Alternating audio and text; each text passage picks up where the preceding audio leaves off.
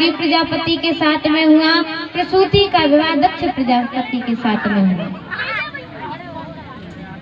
आज जैसे ही इस प्रकार से सुखदेव जी कहते हैं राजा परीक्षित कर्दम जी ने भगवान की तपस्या की, और जब भगवान की तपस्या की तो भगवान की तपस्या की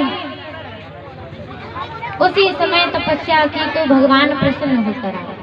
वरदान मांगो तो कहने लगे हमारा विवाह करवा दो। भगवान बोले ठीक है। आज से तीसरे दिन मनु महाराज अपने पुत्री देवहूति को लेकर आएंगे, तुम विवाह कर लेना, मैं तुम्हारे यहाँ पुत्र रूप में पुत्र बनकर आऊंगा। कर्दम जी महाराज इंतजार करने लगे। बीत गए 2 दिवस जब आए मनु महाराज, देवहूति को संग लिए सुंदर रथ में सवार। जैसे ही देवहूति जी मनु महाराज कहने लगे आप गृहस्थ आश्रम में प्रवेश करिए। मनु महाराज तो दोनों का विवाह करके चले गए। उसी समय आज जब विवाह करके गए तभी विवाह होते ही कर्दम जी तो समाधि में चले गए, देवहूति माता सेवा करती रही।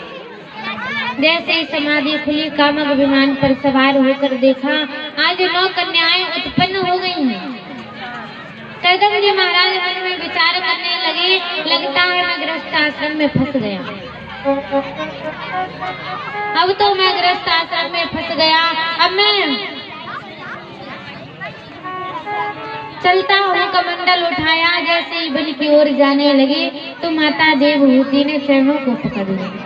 महाराज घर में 9 कन्याएं हैं, इनका भरण पोषण कौन करेगा? तभी कर्दम जी को याद आया कि भगवान ने कहा था मैं तुम्हारा पुत्र बनकर आऊंगा। कर्दम जी महाराज रुके रहे। आज भगवान सांख्य शास्त्र का उपदेश करने के लिए कपिल देव रूप में प्रकट हो गए। बोलिए कपिल देव महाराज की। आज जैसे ही कपिल देव जी प्रकट हुए, सारे देवता स्तुति करने आए। वहां पर ब्रह्मा जी के 9 पुत्र आए तो कर्दम जी ने अपनी 9 कन्याओं का विवाह ब्रह्मा जी के 9 पुत्रों के साथ में कर दिया। कर्दम जी वन की ओर चले गए, भगवान का भजन करते भगवान के परम धाम को प्राप्त हुए। अब केवल देवहूति माता अकेली बचे, अंदर जाते कभी बाहर जाते। कपिल देव जी को तिलक लगाया, आसन पर बिठाया और आज कपिल देव जी ने माता देवहूति को सांख्य शास्त्र का उपदेश दिया। उसके बाद कपिल देव जी बिंदु सरोवर में तपस्या करने चले गए। आज भी लोग कल्याण के लिए तपस्या कर रहे हैं। ऐसे कपिल देव जी महाराज उनके चरणों में बारंबार प्रणाम है। बोलिए कपिल देव जी महाराज की जय हो। भगवान ने संसार में सबको बनाकर भेजा। भगवान सबके आते हैं, लेकिन भगवान कहते हैं कि मुझे वो व्यक्ति बिल्कुल भी अच्छा नहीं लगता जिसके अंदर छल कपट भरा हुआ है। भगवान केवल उसी पर कृपा करते हैं जिसके अंदर मात्सर्य भाव, जलन का भाव बिल्कुल ना हो। केवल और केवल जिसके अंदर भगवान का सरल स्वभाव भरा हुआ है, भगवान का भजन करता हो, बस भगवान कहते हैं वही व्यक्ति मुझे बहुत अच्छा लगता है। क्योंकि इस संसार में जो भी है सबके अंदर जलन की भावना भरी हुई है, द्वेष का भाव भरा हुआ है।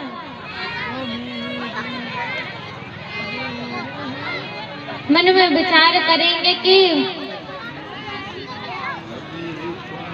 हमसे आगे ये ना बढ़ पाए। अगर कोई हमसे आगे भी बढ़ रहा है तो जलन का भाव प्रकट करेंगे कि हमसे आगे कैसे बढ़ गए।